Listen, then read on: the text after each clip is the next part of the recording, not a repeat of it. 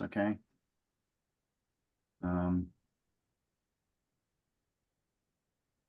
Okay, it should be good. Got it. So we're going to be discussing the why and wherefore of low nitrogen IA septic systems. And what we discussed tonight is critical to the future of Georgica Pond and other water bodies for those of you not in the Georgica Pond watershed. And fortunately, we have three of the most knowledgeable and experienced people in joining us to make brief presentations that we can then follow with Q&A. And obviously, we're a small group, so it can go nice and quickly. But before I introduce Dr. Chris Gobler and the other two speakers, I just wanted to mention two things. One is that if you vote in Suffolk County, you're going to have a chance to vote for a ballot referendum in November that will ensure a steady source of funding for Suffolk County for this very program and some other water-related programs. And I also wanted to take an opportunity to introduce my successor and colleague, Fred Thiel, who is with us tonight, just announced. And we're very excited about that. So Dr. Chris Gobler is the director of the Center for Clean Water Technology and an endowed professor at the SOMA School of Marine and Atmospheric Sciences at Stony Brook. And he'll be followed by Tom Varley, who's the watershed manager working under Dr. Gobler. Tom's areas of expertise or areas of responsibility are Georgica Pond and Sagaponack Pond, and he's had a career of working in waste management. He's very, very knowledgeable about all issues related to waste management. And Melissa Winslow will speak to us from the perspective of the town of East Hampton. She's a senior environmental analyst with the Department of Natural Resources. And I'm very proud to say that the town of East Hampton has the most successful septic upgrade program funded in part by their Community Preservation Fund. And Melissa is in charge of that program and does a terrific job. So let's go over to, I think Tom will mute all of us and allow Dr. Gobler to give the first presentation, and then he'll be followed by Tom, and then we'll go to Melissa. Tom, you just gotta, under the button that says share screen, there should be an uptick arrow. You click on that, and then you just select the option of multiple presenters. Okay, is that, yeah, multiple participants, yeah. Yep. Okay, great. All right. Well, good evening, everyone.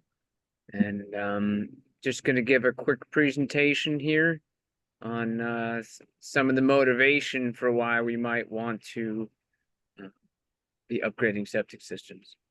And so we'll start with very simply what some of the environmental problems within Georgica Pond historically and presently. And I'm not going to show a ton of data for this part. I've got more than 10 years of data on this, so it's just basically a summary. So, you're looking here at the entrance from the south of Georgica Pond into Georgica Cove, and you're looking there at an incredibly dense blue-green algae bloom. It doesn't look good, and it's not good because it's dangerous. These blue-green algae, also known as cyanobacteria, make toxins that are a human health threat. And these toxins, the most common route is maybe through drinking the water, and thankfully no one is drinking Georgica Pond water, but even recreationally, it can be a threat. And I'll talk more about that later. We've also had, over the last decade, die off of wildlife in the pond and even adjacent to the pond. And this is associated with those blue-green algae and other blooms that we have in the pond. You can see some of these deaths. You can see the seaweed and what we call macrophytes next to them. And we have had problems with what we call macroalgal blooms or macrophyte blooms across Georgica Pond. And you can see this is an aerial shot, and all that brown is decaying macroalgae rising to the surface of the pond. And this is Georgica Cove, a year where that macroalgae was so thick it looked like you could walk across the whole cove on those algal blooms. And just various screenshots from various parts of the pond over the years. And even this week, this screenshot or this picture was sent to me, I should say, from a resident in the northern part of Georgica Pond, and you can see here the macroalgae are already there. And it's only June. Some of those worst looking pictures are by the end of July. And we've also seen links between these different types of blooms where if you look at, here's a picture, June of a former year, of the beginning of those macroalgae blooms, at least in the cove. Now it's also, as I showed, in the main part of the pond. But when the pond really heats up, all those macrophytes die off. And when they die off, we think that leads to and promotes the blue-green algae blooms. I'll talk about that momentarily. But there's other things to be worried about with regards to these macrophytes and other linkages. I won't go into the details of this science paper here, but suffice to say, Science is the journal, most impactful science journal on the planet. And this particular paper talked about some macrophytes, specifically pondweeds, and the idea that actually those blue-green algae can grow on the pondweed. In this particular case, they actually had toxins in the cyanobacteria or the blue-green algae that then cycled through the food web and even to the peril of bald eagles in this ecosystem. And we've actually looked at the pondweed on Georgica Pond, and we find the cyanobacteria are on there, and that increases through the summer. And we've actually found blue-green algal toxins on the pondweed as well.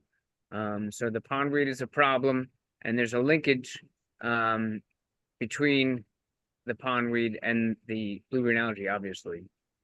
And why is it we're getting the pondweed and the blue-green algae? Well, we've done experiments, and essentially we've shown when we have more nitrogen, we get more of the macrophytes or pondweed, both in the pond and in the cove. And the same thing with the blue-green algae. If we add NO3, that's nitrate, we get much more of the blue-green algae. This is based on experiments that we've performed over the years. And so, and looking at this overall, what's happening is excessive nutrients lead to the macroalgae blooms, the macrophyte blooms that collapse, and then release both the nutrients and the blue-green algae into the water and leads to those blooms overall. So that being the case, we obviously have to stem the flow of the nutrients and the nitrogen. And so we want to know where it's coming from, and we've actually done those studies. And here's the most up-to-date study of looking at where's the nitrogen coming from. And specifically here, what you see is that half of the nitrogen coming into the system is coming from on-site septic systems. And the next biggest being fertilizers for lawns. But far and away, it's those septic cesspools and septic systems that are the biggest source. And just to show that this conclusion is wholly consistent with an independent study that was done by Suffolk County, actually came up with the same numbers. And so the bottom line is most homes in the pond are just draining into the groundwater when it comes to their wastewater, and that's enriched in nitrogen. Just going to vary for a half a second here, just try to even further emphasize how important this is. We know how climate change is affecting our planet. We know that last year was the warmest year on record on the planet. We know that actually the last 12 months were each month was the warmest individual month the planet's ever seen by a lot. And the same is true of our ocean waters. That's the data shown here, 2024, having the warmest temperatures ever in our world oceans. And, you only need to turn on the news to know that right now, half of the country is under a heat dome, and it's only June, and record temperatures are being, temperature records are being shattered by this heat dome. But this isn't necessarily just a global issue. This is not necessarily just a nationwide issue. My lab completed a study recently looking at local temperature changes just in the last 20 years. That was published in study published in 2022. And what this is showing, you can see Georgica Pond in there, and it's showing essentially that the rate of change in temperature increase in Georgica Pond and surrounding ecosystems is significantly higher than the global average. And that's important because actually as the waters get warmer, they're more susceptible to these blue-green algae blooms and other types of blooms in the pond, meaning we need to really control the things we can, which is that nitrogen loading. The very last thing I'll just mention is that you're going to hear from Tom Varley, who works in the New York State Center for Clean Water Technology. I direct that center where we're harnessing science to engineer clean water for the protection of public health and the environment in New York and beyond. And I just want to point out, we've developed a septic system that's very simple, made of sand and sand mixed with wood chips. And it's simple yet powerful in that it's has the lowest effluent of any system developed in Suffolk County. And beyond removing nitrogen, which is shown in this graph, having the lowest nitrogen effluent, it also removes other emerging contaminants and at percentages that are better than other systems and even sewage treatment plants. And these are now available for install. So concluding, Georgica Pond has suffered from algal blooms, blue-green algae, low oxygen, fish kills, and these are all being promoted by excessive nitrogen. But the happy news is we know where that nitrogen's coming from. It's coming from on-site wastewater, and we know that accelerating the removal of that nitrogen from wastewater needs to be the central long-term solution. I didn't even have time to show it this evening, but I can just simply say that the travel times for most of Georgica Pond are less than 10 years. So action taken now should be realized in just a short period of time. So with that, I'm going to thank the Friends of Georgica Pond for essentially putting on this event and their support over the years, and turn it over to the next speaker.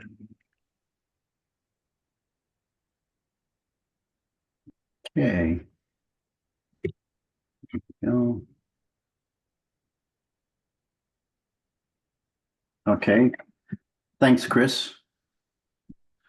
Okay, well, you've heard we have a nitrogen problem, and Chris just gave you an update on the Georgica Pond water quality and talked about the excessive nitrogen, the harmful algal blooms, the toxins they create.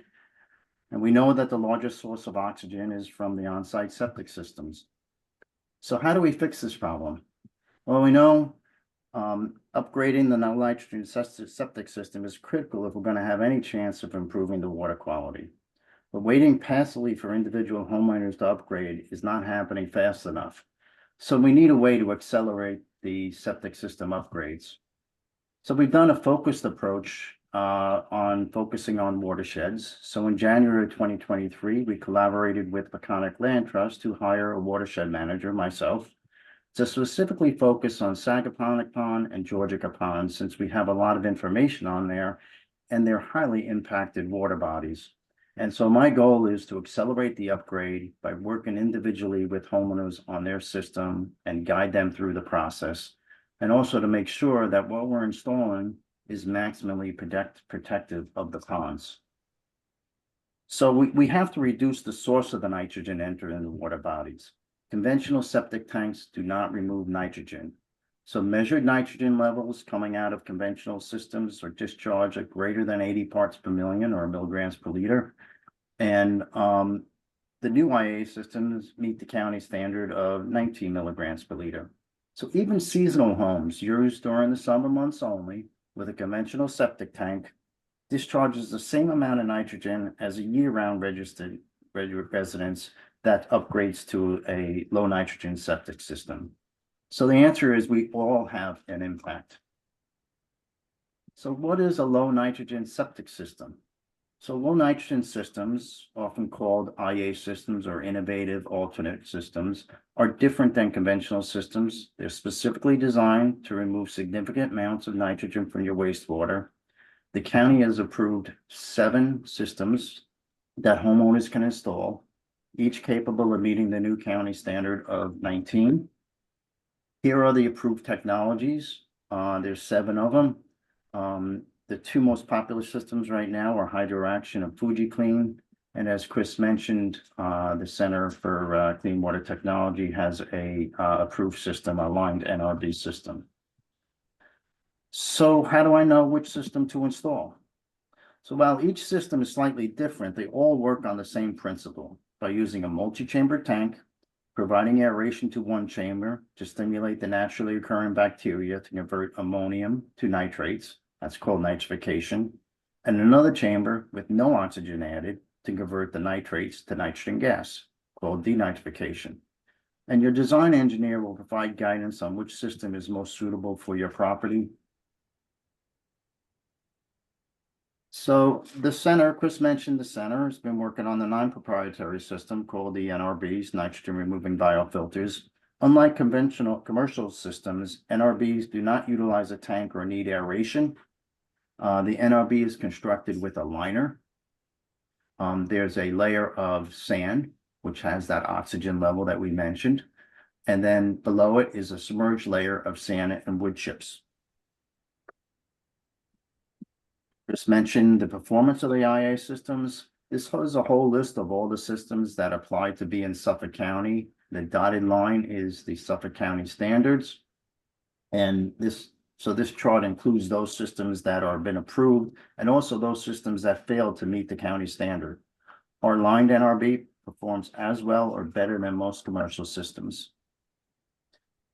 But, is 19 milligrams per liter the best we can do? So the center's been working on other technologies to see if we can reduce the nitrogen load even further. So we've installed wood chip polishing units after the commercial system and before you're leaching into the ground. And this is to reduce excess nitrate levels. We have two systems that were installed in Georgica Pond. The one system's working fairly well. We had 5 milligrams per liter coming out, and then out of the wood chip box, we had 0.02 milligrams per liter of nitrates. That's not total nitrogen. And another site where the commercial system wasn't performing that well for some reason, it had a nitrate level of 38. And after going through the wood chip box, we were able to reduce it down to 3. The center has a grant with East Hampton to install an additional 8 wood chip boxes. So our goal is to gather more data so we can encourage Suffolk County to offer an additional incentive for polishing units. And our target would be to get the total nitrogen from that 19 standard down to less than 5 milligrams per liter. So where are we in Georgica Pond? Well, here is a map of the install list for Georgica Pond. The darker shaded areas represent the travel time. So you have 0 to 2, 2 to 10 years, 10 to 15, and then beyond that. There are currently 39 installations completed, indicated by the green dots. And those include those that were mandated due to new construction and homeowners who voluntarily updated. The blue dots represent 21 properties that we're working with who are at certain various stages of exploring system upgrades. Some have designs, some are close to installs, others just still debating whether they should move forward or not. And we're hoping that after this presentation, we can add new homes to our list and speed up this process. There are a number of grants and rebate programs available to Suffolk County, New York State, and the town of East Hampton. Each of the programs have their own requirements. Between the county, state, and town, most homeowners in the Georgica Pond watershed are eligible for a total of $40,000. I encourage homeowners to submit their applications as soon as possible to allow time to work through the approval process. I can help you with those applications. And Melissa Winslow from the town of East Hampton will provide more details on the town program when she speaks. So what are the steps for upgrading? Well, you submit your grant applications to the county and the town of East Hampton. You contract with the design professional to prepare the plans for your property. The system size is not based on the number of people, it's based on the number of bedrooms.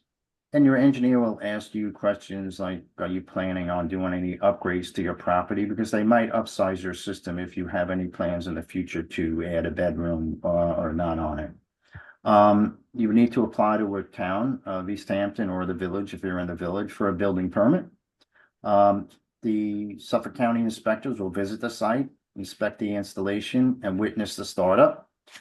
The county program is designed to pay the contractor directly for the install, and you'll submit copies of your other expenses to East Hampton for reimbursement under the rebate program.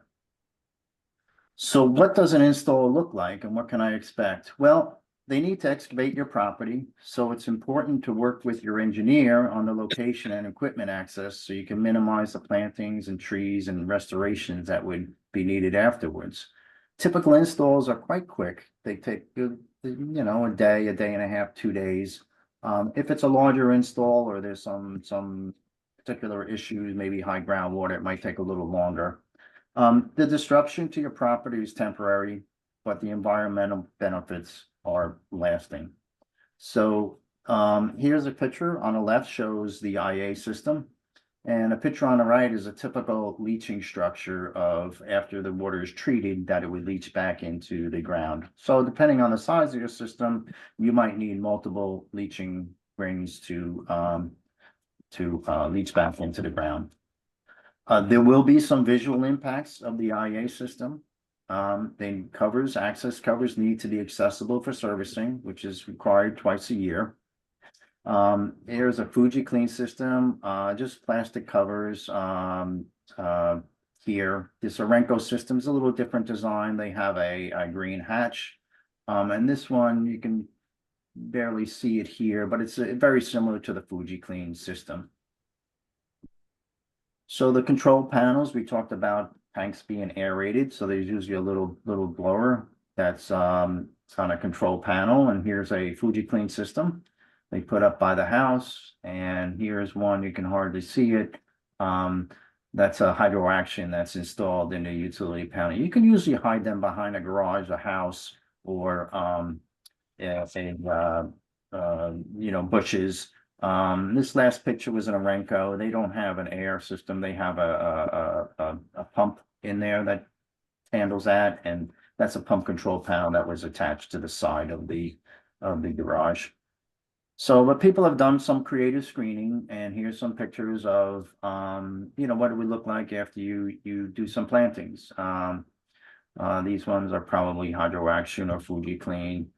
This one is actually the hatch, but it was just put behind a row of hedges. And this is a hydro action control panel that wasn't installed remotely. That was installed on top of the system, but they have just incorporated into their planting beds. So there's ways to address the visual impacts that you have. So after your install, Suffolk County is going to witness the startup. Then you're going to submit your documents to the town for the rebates. Suffolk County requires a 3-year service agreement with the initial installation. It's going to be included in your price to install the system. And the homeowner is required to secure a service agreement each year after that, and that can be with the initial service provider or with another service provider. So the assistance provided by me to the homeowners is at no charge. I can educate the homeowners on the upgrade process and what to expect, assist with the grant applications, guide them for selecting an engineer and installer, and obviously promote the most protective system out there. Just give me a call, send me an email. We can meet by phone, Zoom, or I can go to your property, whichever you prefer. And now we have Melissa Winslow from the town of East Hampton, who leads the septic install program for East Hampton, and she's going to give you information on the town's program.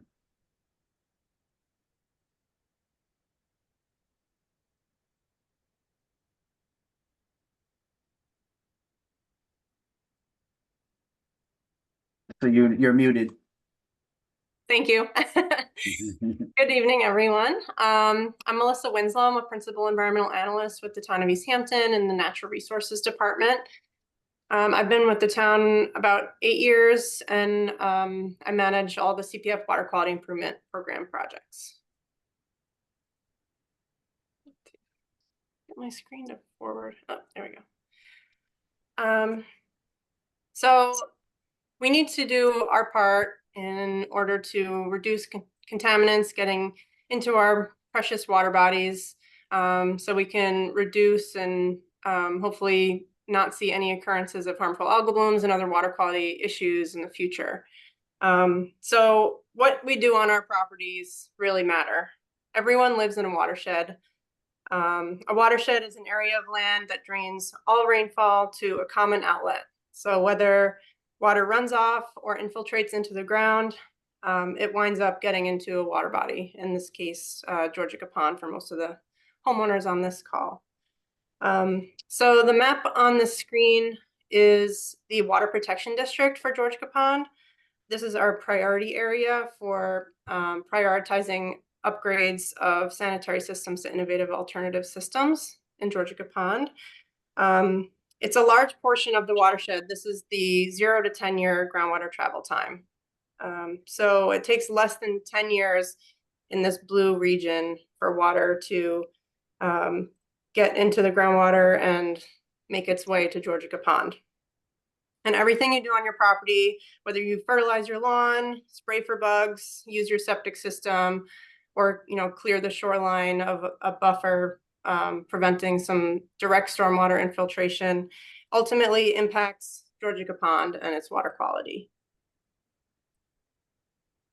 So the focus today is wastewater, and how can you improve Georgica Pond? And this is by doing an upgrade to your sanitary system. So this is a little bit of a background on how the town is moving this forward throughout East Hampton. So in 2018, the town amended the sanitary code to make modifications, ultimately to require the installation of low nitrogen or innovative alternative sanitary systems in certain situations. So this includes new construction. Any voluntary replacement of an existing system needs to be an IA, no more cesspools. All substantial expansion of existing structures, which includes 50% or greater gross floor area or value increase of the property. It also encompasses large capacity cesspools. So this is mostly, commercial establishments. And all non-residential properties that go to site plan review are triggered by a few different things, including change in use, increase of occupancy, including site parking, and conversion of the property. In order to expedite people in areas closer to wetlands or near bluffs that would require like a natural resources special permit, this is expedited through a waiver process. So we accept draft plans. It's reviewed to ensure that it, is located either in the same area as the existing sanitary system or in a more conforming location. And then it gets expedited, signed off by the building department, natural resources, and planning. And this is just to make sure that these important installs don't get held up with permits. And then also we have a limited septic registry, which is kind of an expedited process if you're only upgrading your sanitary system and then not doing any other work on the property. So the town also has a septic incentive program. So this is funded through the Community Preservation Fund Water Quality Improvement Program. This is to incentivize replacing existing sanitary systems with IA systems. So we offer up to $20,000 for properties located in the Water Protection District, which I'll show a map on the next slide of that area throughout the town. And also if homeowners qualify for low to moderate income, they're also automatically qualify for $20,000 from the town. And like I said, everyone lives in a watershed, so we want everyone in the town to upgrade. So there's still a $15,000 incentive for any other eligible applicant. Residential and commercial property owners are eligible. Second homeowners and rental properties eligible. Really just new construction is not eligible on vacant properties. There is no income requirement, so that was removed in 2019. The Water Quality Technical Advisory Committee recognized that, waterfront property owners may, be wealthier and not necessarily on their own want to upgrade if they weren't required to. So we wanted everyone that's a property owner to be eligible. So that was removed in 2019. And then there's also additional assistance available for low-income homeowners that qualify through the Community Development Housing Program. So this slide shows the Water Protection District throughout the town of East Hampton. We have a searchable database on the town website. So if you want to find out if your property is located in the water protection district, you can just type in your address, it'll bring you right to it. And you can find out if you're eligible for $15,000 or $20,000 from the town. So how do you apply? We have a one-page quick eligibility application form that homeowners would fill out and submit to the Natural Resources Department. And we really just need to see proof of ownership documents. So your deed, survey, and certificate of occupancy, as well as a W-9 form, which gets you all set up with our finance department for any payments.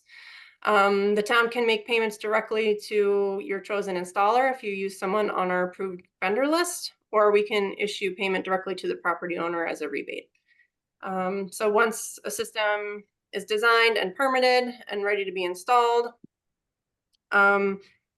we can either accept payment requests directly from the vendor. So if you're working with someone on our list, they would submit all the paperwork for you. And then if you prefer to be reimbursed, you would submit all the paperwork to us. We just have another one-page form, and we would need to see invoices and proof of payments, and then payments issued within 4 to 6 weeks. So how are we doing with installs in East Hampton? So this table is updated as of earlier this week. So we have over 1,200 eligibility applications approved through our program since it was kicked off at the end of 2017. And we have 686 septic systems installed through the rebate program. So this doesn't include any systems that were required through new construction or homeowners that were previously ineligible before we made modifications to the program. So far this year, we have 90 installs in East Hampton, and you can see that we're trending upward each year with the number of installs completed. And I just wanted to show some photos. A lot of homeowners have been really creative in how they landscape and try to mask a little bit the lids. They do need to be accessible for maintenance, but you can kind of creatively landscape around it to hide them. And then this one homeowner we went to about a month ago got these custom planter boxes, and they're going to be, planting some beautiful flowers on there so they can be easily moved out of the way and put back. So really creative people out there. So that's all I have for you. Any questions, you can always reach out to our office at the Natural Resources Department. And here's my contact information.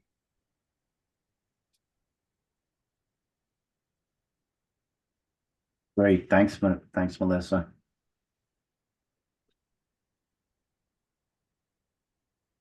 I think you wanted to open up to questions, or? Yeah, does anyone have any questions for our speakers? I had a question, Tom. I installed a system at my home and it went very smoothly, and it took 2 days despite me being on a very steep slope. And I see Betty has a question. But why does the county have to witness the startup? That seems like a lot of extra work. Do you know the answer? I believe they have to witness the startup on there. That's what I was told. But it's constantly changing, so that could do it. I mean, they definitely come out periodically to check your system and make sure it's installed. And then Melissa, I believe the town too, they just come out just to verify before the rebate is given that the system was actually installed as well. So everyone's got their own checklists of what needs to get done, And as far as monitoring the systems, there are requirements for sampling. The county does sampling on these systems. And for those individuals that choose to install wood chip boxes, the center is going to be monitoring those boxes monthly for 3 years to get data on those systems on there. So we really want to make sure that these things work and perform, since such a large investment is being made, countywide to upgrade these systems. So, Stacy, you had an install that was done recently, and maybe you can share your experience of like what was the whole process like um on there. Um, I can't say enough good things. I knew I was interested in this system. I was put off by the cost originally. I was very put off when I looked into it before Tom Varley took this position. I was overwhelmed with the paperwork. I just sort of got overwhelmed and forgot about the thing. But it's not, I live on the pond. I like to sail, and the alga bloom is so awful that I knew I had to do something. And I think Tom Varley, when you came on, I think you gave me the confidence that Good. it was going to be as awful as I thought it was going to be. And that's exactly right. Uh, it was a very seamless, easy procedure. I had Quackenbush do the installation after Drew Bennett, who's an engineer, came to my house, and he said, this is where it needs to go. I mean, it's very rare in life that you do such a good thing for your community and it doesn't cost anything. I mean, the installation didn't cost me anything. The cost for me was putting the land back together after they had done some digging. And that's going to vary from house to house depending on where it needs to go and what plants need to get either removed or put back. Yeah. But it, like Sarah says, it was a quick, it was a huge, big hole, but it was done quickly, easily, seamlessly. Sort of, they tell you every step of the way what to expect, and that's exactly what happened. Good. So I think it's a terrific program. Fantastic. Now, just so others understand, your particular system, I believe they were able to reuse some of the components of your old system, I think like your leaching structures, so that kept the cost down, so you were able to keep it under. Not all properties are going to come in under what the grants cover, but they do cover quite a lot. And and look, this is a long-term investment in that we're making in here on here. I know it's not top of mind on everybody thinking about their septic systems. That's the last thing you're thinking about, but it is important, and that's why we keep having this outreach, and we're so happy that you volunteered, because it is voluntary that you volunteered to do this. So I see Betty Bishop, you have your hand raised. If you can unmute. Yes, good evening, and thank you for doing this presentation. I'm on the Water Quality Board for Shelter Island. So we take the CPF funds that are designated for IA systems and review the applications and decide whether people are eligible for applications. And I noticed that Suffolk County in the town of East Hampton gives $5,000 for a pressurized drain field. I am not aware of that for Shelter Island. Is that a town by town situation, or is that something that we should be giving Actually, out? Betty, we do. Your committee does have an add-on amount that they're willing to finance. But we do that through the town money. We don't do it through the Suffolk County money. Oh, thank you. Yeah, Suffolk County, Suffolk County has an additional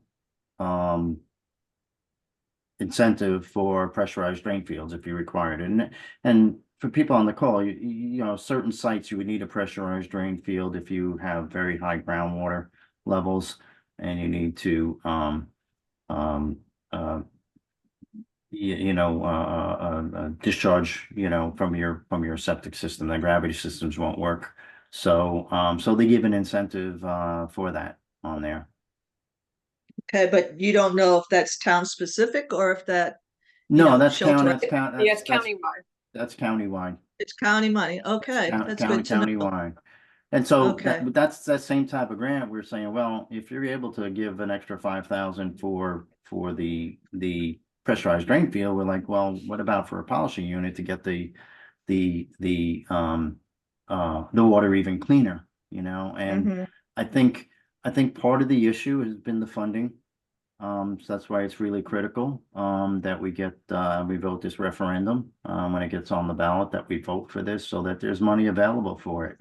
The fact that you have the community preservation funds is one of the reasons why those towns that have that, the Southampton, East Hampton, and Shelter Island, are leading the way in IA systems, because they give an extra incentive for it. Because right now it's a voluntary system, but I can envision down the road, there can be more cases where things are going to be mandated for systems to be put in. So, but we shouldn't wait for someone to tell us what to do. We should be doing the right thing now to get it, to take advantage of what we can right now. The sooner we increase reduce the source of the nitrogen, the quicker we'll get to, helping it out. So, Do you have, in your community, do you have concerns about this same wastewater becoming part of the drinking water, or do people have public water supplies? It's It is kind of mixed. mixed. It's a So mixed there is areas that have public water, but Mhm. there are definitely areas that have drinking water wells, and particularly in springs, it's not all public water, and that there have been people with impacted wells, so that have found, Yeah. nitrogen in their drinking water. So Yeah. I would encourage, thinking beyond nitrogen in those areas. yes. And I was particularly heartened by looking at Chris Gobbler's presentation about the particular system he's designing, and the other elements of removal of contaminants that are also involved in the wood chip system. And I would encourage you to think about the shallow drainage fields in the same way, because it really gives you another option, another chance at removing contaminants, bringing, potentially having none of the wastewater leaching down into your water drinking supplies. So speaking on the drinking water issue and people with private wells, there is a requirement, the county's requiring that if there is public water in your area and you're on wells and you want to do an upgrade, they want you to connect to the water supply, on there. And so, Answer Karen's question about the maintenance contract. She put it in the chat. yeah, Karen Mearns, who's in the process. I don't know if she have an install date yet, but she just went through this whole process and will be either just installed or will be installing shortly. So a maintenance contract, in the initial install, the install is required to include a 3-year maintenance contract. And what they do is they come in twice a year. So every 6 months, they come and check your system, make sure it's functioning properly. There might be some added charges if there's other things that need to get done to the system, like it needs to be pumped out or not. But for the most part, it's just a system check to make sure that things are functioning that the way it should be. Typical cost for a service contract, I'm seeing costs come in anywhere from 350, 375 to 400, 450, would be for an annual contract, on there. But Karen, Thank you, Tom. in my system, they come, and if I'm not home, they leave a little door hanger and tell me, how my system was performing, and they'll tell you even how much nitrogen, and so it's very painless the first 3 years because it's part of the install, and then after that, you have to sign up for a maintenance agreement to make sure that it's functioning properly going forward. Yeah, and these systems are, you know, this was an education to the septic professionals that were the septic, because in the past, when you had an old septic system, their business was based on, hey, I'm pumping out your tank, so I'm sending a truck out and they're gonna suck out 1,000 gallons, or they're gonna, you know, if your leaching pools aren't draining right, they're gonna rejuvenate your leaching pools. So it was an education on them because these systems work on bacteria. And you don't want to remove all that bacteria. So, and that's that sludge in the tank. So you don't want to remove all that sludge. So you remove just a portion of it a little bit at a time to maintain the system in balance. So it's an education for the whole industry, the whole septic industry, on-site industry on Long Island for them. But this is how the county is addressing our wastewater issues on Long Island, where we can't be installing sewer systems in there. It's not feasible for us. So, you know, the county's done a tremendous plan by coming up with the sub-watershed management plan that identified all the areas, had targets for specific areas of what they want to get the levels down to. And then they're working with the industry to make sure that there's bandwidth, that the manufacturers can manufacture enough systems out there. There's enough engineers to design the systems. The one bottleneck that they had, and hopefully that'll be addressed, would be the funding mechanism and having a recurring revenue stream. So having that on a referendum, it seems like, you know, when Long Islanders have to vote for things about the environment, it's important to them. That's why we live on Long Island. We live to be by the water and love our communities. And so hopefully that passes. And with that, we'll speed up the installation of these systems out there. And we need more people to be out there beating the drum. Sarah's been doing it for years.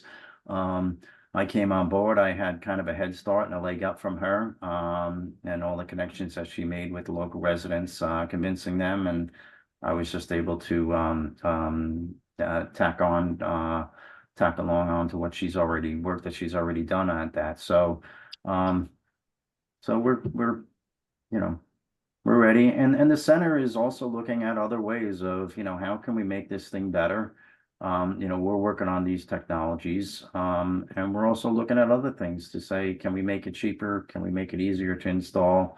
Because the bottom line is, you know, you can have these great technologies. If you don't get them installed in the ground, they don't mean anything. So. Can I offer a thought, a comment? Sure. It's partly about making them cheaper and easier, and then there's also an element here of making them appealing. And I would again refer you back to the shallow drainage systems, the shallow pressurized drain fields. They actually enable you to create some beautiful gardening based on the effluent that you're taking up from the systems. It's a way to take something that would otherwise be a hidden virtue, that you've put a septic system under the ground, and kind of surface it and show, oh, I created a septic system and there's this beautiful fern field. We have one on Shelter Island, beautiful fern garden that's been created as a result of reusing this waste, and it becomes sort of almost, you can almost make it into a status symbol that you've gone forward. So some of your wealthier residents, it might appeal that, you know, you might pay $50,000 for an EV car, you might want to put $40,000 into the impact of your property being positive on your community, and sort of a badge of, you know, the beauty is a badge of merit. Yeah, that's a good point. We have some systems that we've been installing through the CPF grant funding for constructed wetland systems. That we've been doing at nonprofits and churches, and I believe we have a couple that are planned to be installed in Bridge Gardens, right, Chris? Demonstrations. Yeah. That draw people. All right, well, we promised you this would be an hour and we're gonna wrap up. I thank you, Chris and Tom and Melissa for putting together those PowerPoints. They were excellent. And thank you folks from Shelter Island. It was nice to have you join us.